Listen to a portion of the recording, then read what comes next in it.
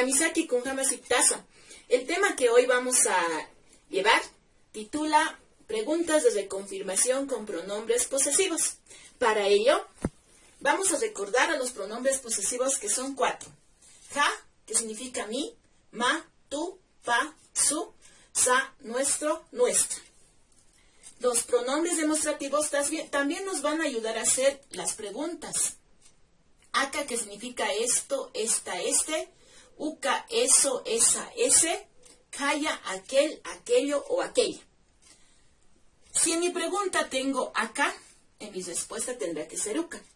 Esta parte depende mucho de quién está agarrando el objeto, ¿no? Si yo estoy agarrando el objeto es acá y la persona que me está señalando me contestará con uka.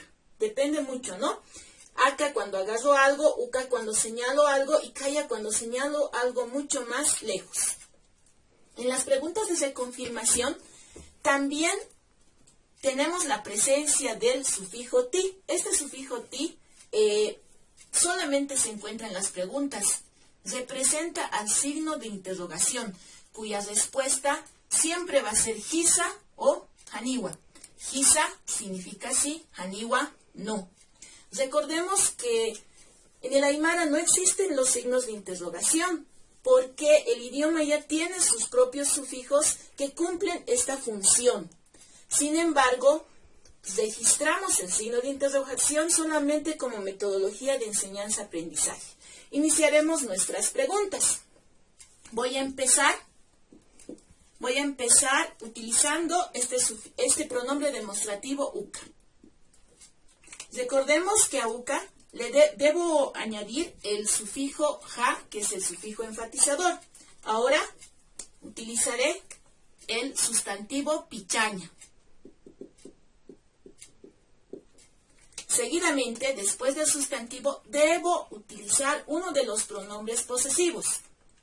Yo quiero preguntar, ¿esa es tu escoba? ¿Tú es ma? A eso debo agregar el sufijo de preguntas, ¿no? Ti. Ukaja pichaña mati. ¿Esa es tu escoba? Dice, ¿no? Y voy a responder de manera positiva.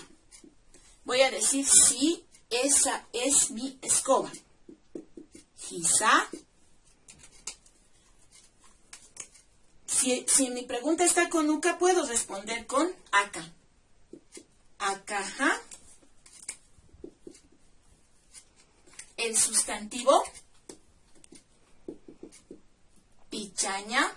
Seguidamente, sí, esta es mi y mi es ja. Entonces, debo colocar el posesivo ja. Seguidamente, el sufijo wa, cuyo significado es, ¿no? Hisa, akaj, pichaña, hawa. Sí, esta es mi escoba. De esa manera podemos contestar de manera positiva. Ahora haremos una respuesta negativa. Haremos de cuenta que no es una escoba, nuestra imagen. Empiezo con la negación. Haniwa. Igual, si en mi pregunta está uka, en mi respuesta aka. Seguido del sufijo enfatizador ja. Seguidamente, el sustantivo, en este caso pichaña. No me debo olvidar del posesivo, ¿no? Quiero decir, no, esa no es mi escoba, entonces mi es ja. Pero debo agregar a todo esto esta terminación kit, que tiene mucho que ver con la presencia de haniwa, ¿no? Así como en este caso, hisa tiene mucho que ver con wa. Haremos un ejemplo más, con uta. Para ello quiero utilizar este pronombre demostrativo kaya, seguido del enfatizador ka, seguidamente el sustantivo uta, y quiero preguntar, ¿aquella es su casa? ¿Aquella es su casa? Estoy hablando de otra persona, ¿no? Entonces, su es pa.